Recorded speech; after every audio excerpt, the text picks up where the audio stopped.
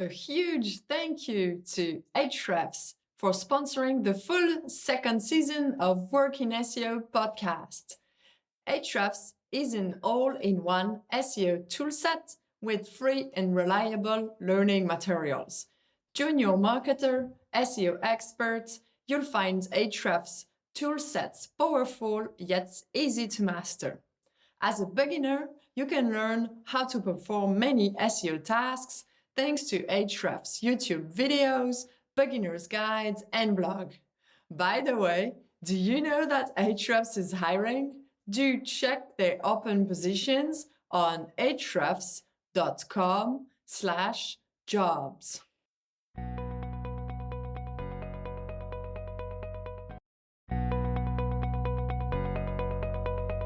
Hello everyone, it's Isaline and I'm thrilled to record another episode of Work in SEO podcast.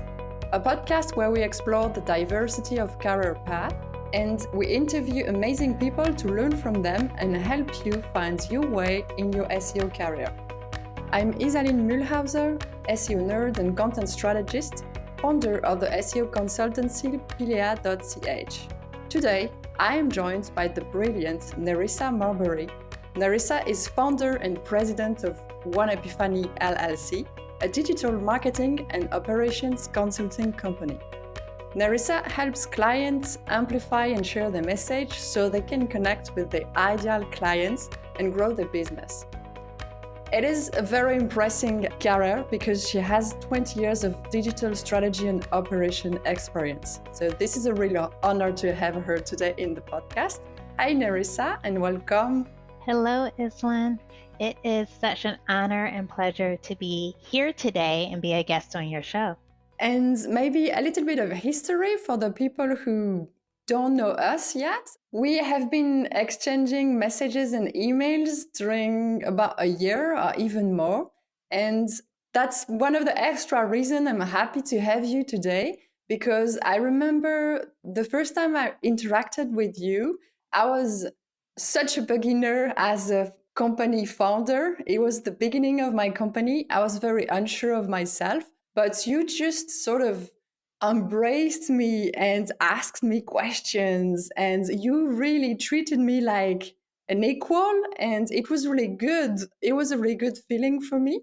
And so thank you for that, by the way. It was great. So today I'm hoping that we can share a little bit of this feeling with the audience. Absolutely. And thank you for sharing that with me. I didn't realize. And what I will say, just as far as one of the reasons for that, is if you're a founder, a business owner, a CEO, a president, whatever title you decide to choose to give yourself, whether you're a solopreneur, a solopreneur, or someone who's running an enterprise, you are a peer if you're a business owner, if you're a C-level person. So yes, I would absolutely treat you as a peer. So can we rewind a bit and can you tell our audience an overview of what you do today currently and why you started One Epiphany? What's happened then? One Epiphany has evolved over the years. We started off in 2010. As I tell so many people, I was a reluctant entrepreneur in 2010. So it wasn't the plan or the expectations that I would have started One Epiphany. But during that time, there was an economic downfall within the US. I know other parts of the world were impacted as well. However, I had learned that the hardest thing you could ever do was start your own business. And things were pretty hard at that point because I had graduated with my master's in creative brand management in 2009.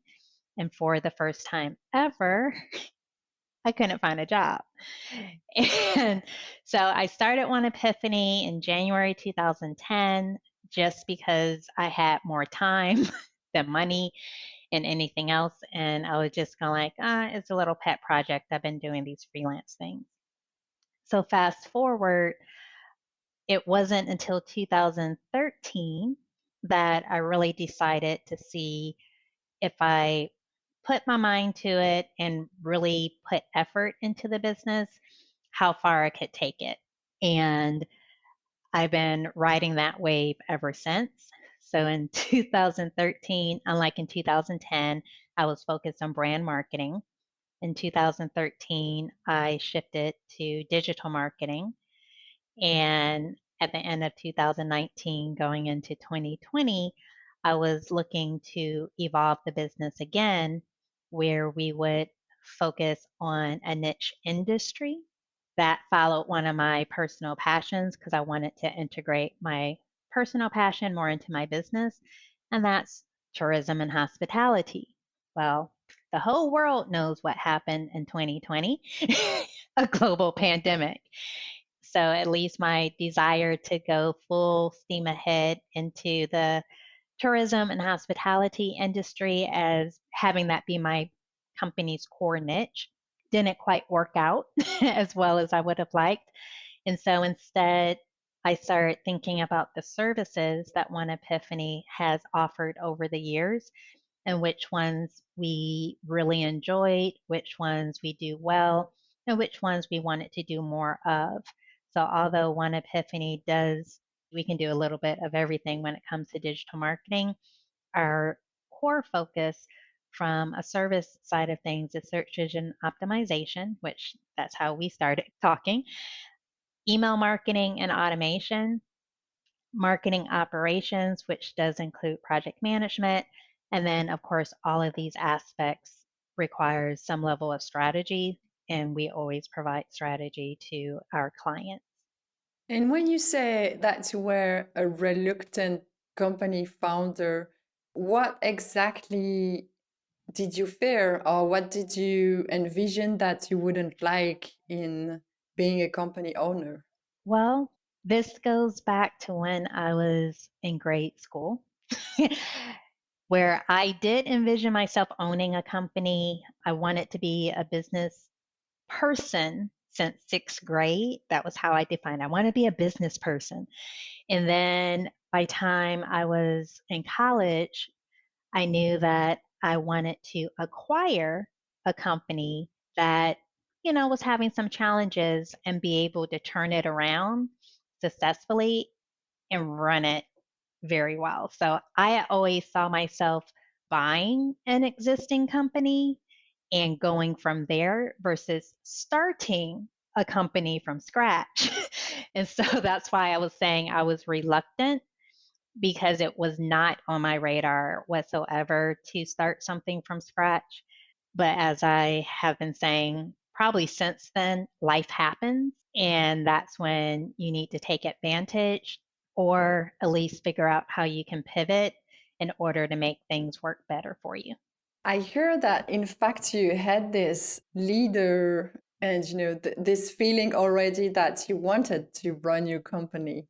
And so you had this motivation, even though, as you said, he was not founding, starting from scratch, but still being that person. What skills do you think served you in this role?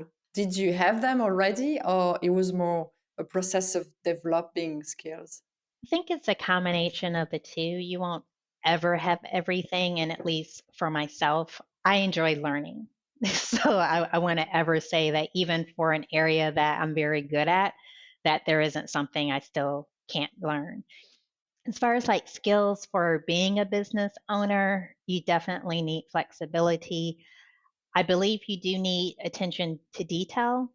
And if you personally do not have it, that's when you need to hire someone who does, because I think it's really that important because there's a variety of details that you don't think about when you're an employee.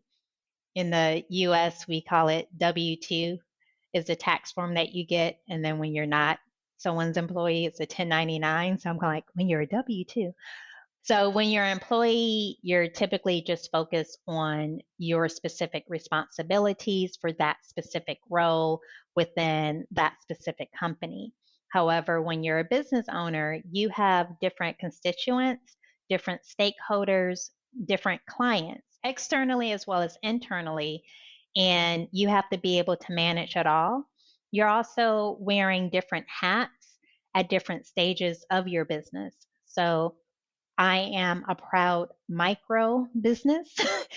And with that, I end up wearing more hats than, let's say, the CEO of a very large company would be wearing. But with that, I'm able to more directly speak to the pain points and the problems that other business owners or business leaders that are running mid-size or maybe slightly smaller companies, but also understand the pain points that come with enterprise size companies as well. So I think that's definitely an advantage to where I can be nimble, meaning my company can be nimble and deliver on what's needed. And I feel that I'm going a little bit off your question, but to go back to the skill sets, it's really just being willing to take a risk on yourself and being confident in your ability to deliver on it. Oh, this is so well said. And I also really liked how you said that attention to detail was a useful skill because so far I never considered that it was a skill. I thought it was something that takes time when you see everything and you want all of the details covered. So it kind of feel good to know that it's a skills and yeah, we can own it because it's actually super useful. Absolutely. I find really impressive as I have my company for only 2 years so far. I find really impressive the 10, now nearly 11 years. And I'm like, wow, but so much must have happened. Can you recall like the challenges? Of course, the pandemic, but and the change of directions. But what else did you face that you were like, oh, I didn't expect that? I'm not sure if it's a challenge or not, but the transitions that I made within the company, and then also I call it training a client. It may not sound the best in those terms, but I feel it's really important to train your clients to interact with your business in the way that you would like for them to engage with you. And just to elaborate with that, one of the challenges, and you may have already experienced this yourself, is because you're a smaller sized business, people don't necessarily consider you a business. This is where, in the very beginning, after 2013, when I was going like, let me really focus on this and see how far I can take it, because I never tried before then. Some of my first engagements were with big advertising agencies when they were outsourcing to One Epiphany. And I started feeling, oh, they're seeing me as an employee. I'm not an employee. And it was, okay, well, what can I do to make that shift so that no one mistakes One Epiphany as it's just Nerissa Marbury and Nerissa is just a freelancer, when that's not the case. I'm the owner and president of this company, and you just happened to hire me to work on this project for you. And that was one of the challenges or the mindsets to really make certain that people saw One Epiphany and continue to see One Epiphany as a business and not just as an individual doing work. Yes, I am the face, and yes, I do manage my social media platforms because I do believe that there's a human behind every brand. And for One Epiphany, it's me. However, there's so many other people, team members, strategic partners that I work with behind the scenes so that we can deliver on the variety of client needs that require different skill sets, and which really allows One Epiphany to be nimble and be able to scale, and in some cases downsize our team depending on the need of the client. So one of the challenges was just having other businesses see One Epiphany as a business and not just as an individual. Another challenge would be just the balance. One of the perks of having your own business and one of the reasons why I thoroughly enjoy being an owner or running One Epiphany. I'm very excited about it, is the freedom that it gives you. In 2002, I actually told someone I got laid off from one of my early jobs because of 9/11. And at that time, they're going like, Nerissa, what do you want to do? And I said, I want to do what I want, when I want, and with who I want. Now, I didn't realize it was going to take me 13, no, not 13, 11 years to get to that point, which brings me back to 2013 to where it was like, let me really put forth this effort. But One Epiphany gives me the freedom to work on the type of projects that I want to work on, to work with the type of clients I want to work with, and also gives me the flexibility to work where I want to work and when I want to work there. Because I'm not sure about other businesses or even yours, Iselin. However, One Epiphany, when I started it in 2010, not knowing where it was going to take me, I purposely arranged it so that it was a virtual office from day one because I knew that my own personal feelings about being within a structured environment, having to go to a brick and mortar office day in, day out, really didn't fit me. And I'm the type of leader who I don't believe in telling people to do things or asking people to do things that I wouldn't do myself. So if I knew from day one, oh, I'm not going to be going to an office every day, I wouldn't be able to, in my right mind, ask my team members to do that. And I knew I wasn't going to be there. I love what you said because you touched two very important subjects as a company owner, which is the client's relationship and the balance, like when do I work and what is work and what is not work, because sometimes it kind of mixes.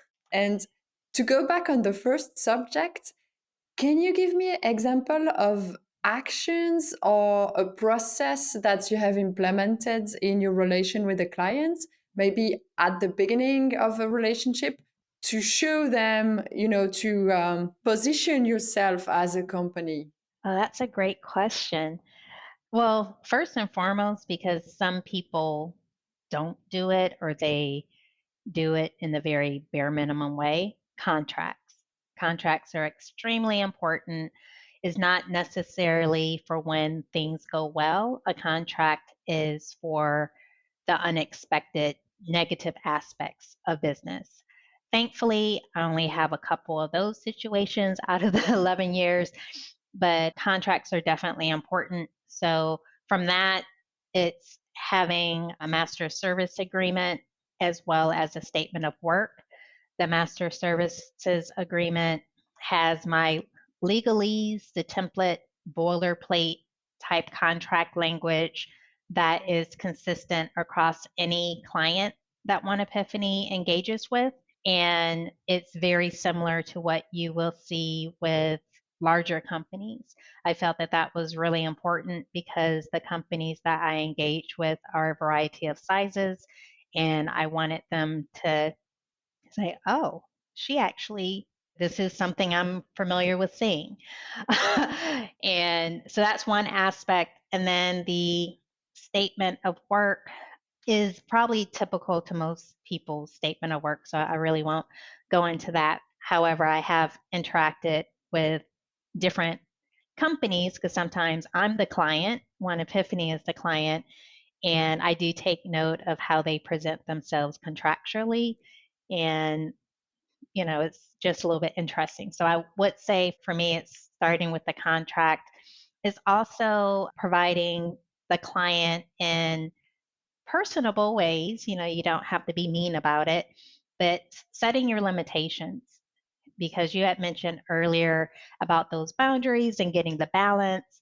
And this is where, as anyone who's running their own company knows, you work outside the typical work hours. But this is where I prefer to use those non-traditional work hour times for One Epiphany, for Nerissa's professional development versus having to work on paid client work outside those hours. Now, if I choose to do that, that's one thing, but there's sometimes clients think that because you're smaller, that I don't know if this is the right word or phrase, but I feel as if they believe you should be accessible to them at all times because it's like, oh, well, it's you have the flexibility. You can talk to me at 7 o'clock in the evening. No, I'm not available. And it's also like responding to emails. Even if I'm reading emails, scheduling an email is your friend. So this is where you can read it, you can respond to it, but schedule it so that it sends to your client during your typical business hours so that there's no misconception that you're available during those off hours. And just to give you an example, one client during the early part of our engagement, he was going like, oh, just to let you know, I don't sleep well, so I'm typically up. So you can write me at any time of the day. I'll most likely respond. I'm here for you. And I was going like, oh, that is such a good thing to hear. I so appreciate that. But I just want to let you know I do sleep. And so you won't be hearing from me outside of typical hours unless there's a real emergency. So so that's was my like friendly way of just saying, hey, I'm happy to know if I need you, I can reach you. And unless it's an emergency, you shouldn't expect me to reach you outside of those hours because I try to respect those non working hours, whether it's a client, whether it's a team member, and definitely if it's myself as well. I hear it's really about setting healthy work relationship, about having boundaries and contracts, and also telling what's our favorite way of communicating.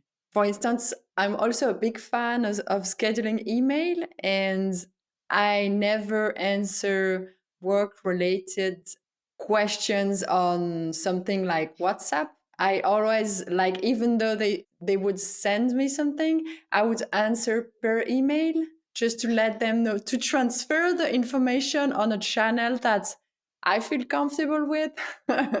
Smart person. I absolutely agree. And I do things similarly. One of my pet peeves is people who want to do business via text message. And it's like my business number by chance does allow for texting. However, I don't typically check it. So if someone sends me a text, it might not be responded to right away. And when I do identify it, I definitely try to transfer them over to email because it's traditional business format. I guess I'm old school from that side of things. But also on a personal level, I'm not really big into texting individuals personally. I would prefer to pick up a telephone and have a conversation, or if time doesn't permit, let's put it in writing and see if we can get on a call later on. And you mentioned about how you organize your work. I'm very curious to know how can I last 10 years? Because I've been there like 2 years and I can see that the rhythm I'm having now, it's okay and I really love what I do, but I can't imagine doing that for 10 years. What's your secret? Like how do you stop your mind and just your computer and, well, just to refresh and reset sometimes? You have to know your why behind your business. And it goes back to my earlier comment about freedom. And this is where also I've been challenged over the last 11 years of finding that right balance. Because at one point it was like, oh, the reason why I have One Epiphany is to give me the freedom to do what I want. And I don't want to work a full 40-hour work week. But then I really wasn't doing enough because there was like, okay, I'm doing the paid client work, but then I start slacking on biz dev or business development. and and then there was a time when I just focused so much on work and just having my head in a computer to where it was Okay, I'm a self declared workaholic. I thoroughly enjoy working most times, but at the same time, I thoroughly enjoy experiences that live outside of my profession. And so with that, it was like just trying to find that balance. Part of it is determining how many hours you will dedicate to paid clients, and then how many hours you want to have for your company. That's one of the things that I've been doing in recent years to make certain that I'm giving my company what is needed, because I don't know if you're like me, but I thoroughly love helping my clients and seeing them succeed. And I'm one of their biggest cheerleaders. But at times is at the detriment of my own business, because I would prefer to do client work than to work on One Epiphany initiatives and responsibilities. And so with that, I've had to say, all right, this amount of time can go towards client stuff, but I also need to dedicate to my own business if I'm wanting to evolve. And this just goes back to how, for One Epiphany, over the years, we've made tweaks and alterations. And I would say we've had our own forms of evolution over the years. And this is part of that. In the most recent evolution, I'm actually tracking my time more so that I can see for sure how much time I'm giving to other initiatives versus One Epiphany, and I can hold myself accountable that way. So it's a challenge. There's no magic pill, but I would say just trying to allocate and be as best you can for determining how much time you're going to put for paid clients, how much time you're going to put for your own business. And one thing that I did not mention that I do want to bring up as well is to pay attention to your mental state, to what your body is saying, because your brain and your body will speak volumes. Having your own business, if I want to take a nap, I can take a nap during the day. So it's one of those things where it's being mindful of that, because you cannot be productive, you cannot be efficient, and you will not be able to succeed as quickly as you like if you're tired, if you're exhausted, if you're mentally drained, if you're stressed. So that's where, like, just taking those breaks, even if you're saying, oh, I don't have time for a break. I tell everybody who tells me that, you have 5 minutes. If you had time to talk to me right now, you have 5 minutes for yourself. And then you just build it up from there to where it's like, okay, it's 10, okay, it's 15, okay, I'm doing a whole day to where I'm going to do whatever I want to do, whether that's sleep, whether that's going on a nature walk, whether that's going to your favorite restaurant and trying new things on the menu. You have to find things that really bring you joy, because that's the only way you will be a good leader to your team, as well as a good person to those that you love. I love your advices.